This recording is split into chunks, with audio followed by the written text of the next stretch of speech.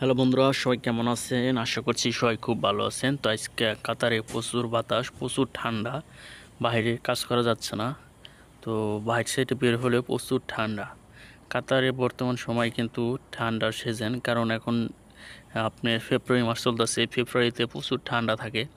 ঠান্ডা মানে বাইরে সাইডে প্রচুর হাওয়া থাকে, কারণ এই দেশে তো কোনো গাছপালা নেই, শুধু মরুভূমি আর মরুভূমি। তার জন্য কিন্তু প্রচুর হাওয়া থাকে, আর বাইরে কাজ করতে গেলে প্রচুর কষ্ট হয়ে যায়, কারণ প্রচুর ঠান্ডা লাগে। আর যারা বাইরে কাজ করেন সবাই একটু সাবধানভাবে কাজ করবেন, কারণ এই শীতে অনেক মানুষ কিন্তু অসুস্থ হয়ে পড়ে।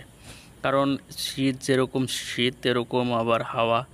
আর রোদ থাকলেও কিন্তু এখানে রোদের কোনো কাজ হয় না, কারণ প্রচুর বাতাসে রোদ মনেই হয় না যে রোদ আছে। তো সবাই একটু সাবধান থাকবেন। তো সবার প্রতি অনুরোধ, সবাই একটু দেখে শুনে কাজ করবেন।